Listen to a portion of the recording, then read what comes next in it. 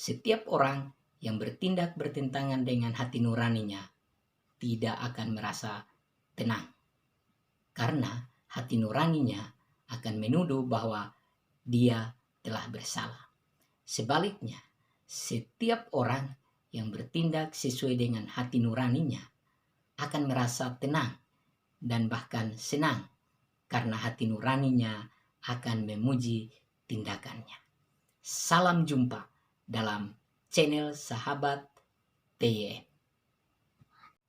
Meskipun demikian, orang yang bertindak bertentangan dengan hati nuraninya tidak selalu benar-benar salah.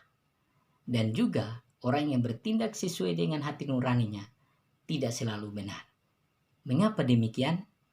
Karena hati nurani menilai sesuatu berdasarkan standar kebenaran yang diketahuinya. Standar kebenaran yang diterima oleh hati nurani berupa standar kebenaran yang ditetapkan oleh manusia dan yang bersumber dari manusia.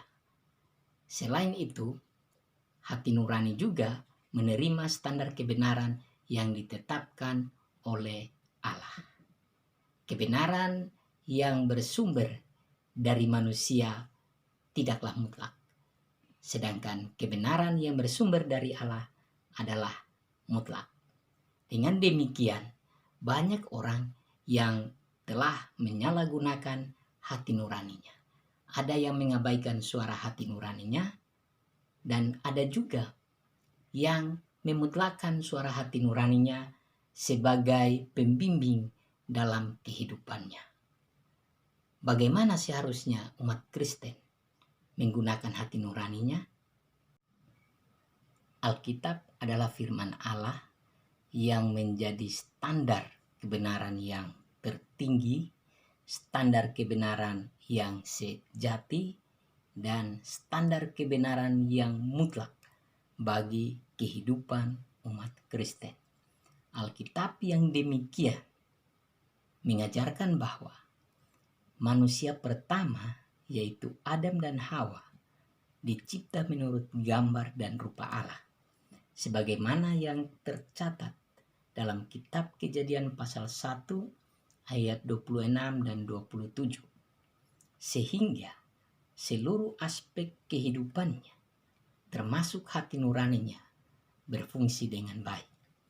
Namun, manusia itu telah jatuh dalam dosa yang mengakibatkan seluruh aspek kehidupannya tercemar oleh dosa, tak terkecuali hati nuraninya.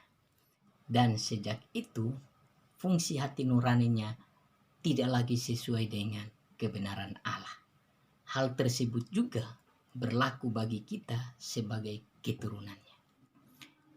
Meski demikian, hati nurani manusia dapat diterangi oleh Roh Kudus untuk kembali berfungsi dengan baik melalui kelahiran kembali atau lahir baru, yaitu percaya dengan sungguh-sungguh bahwa Yesus Kristus adalah Tuhan dan Juru Selamat manusia.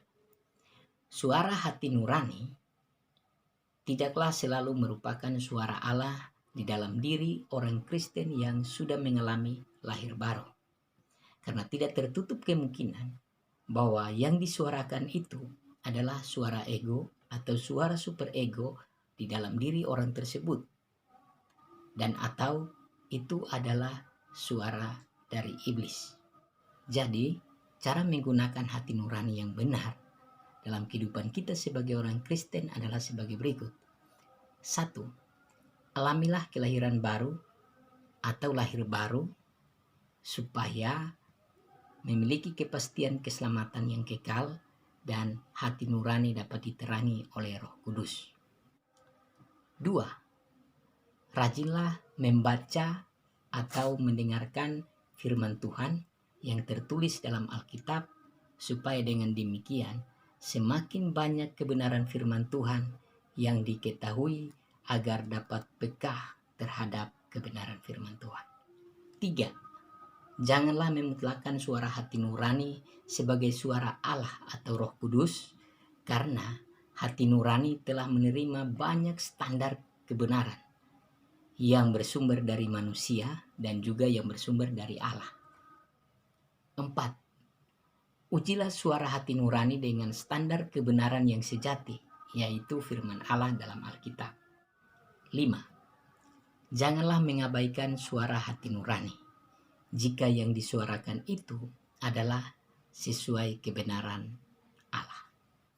Demikianlah cara menggunakan hati nurani yang ditinjau dari Alkitab. Jika video ini berguna bagi sahabat TYM, maka jangan lupa untuk like, komen, subscribe, dan bunyikan tanda lonceng. Terima kasih. Sampai jumpa. Tuhan Yesus memberkati.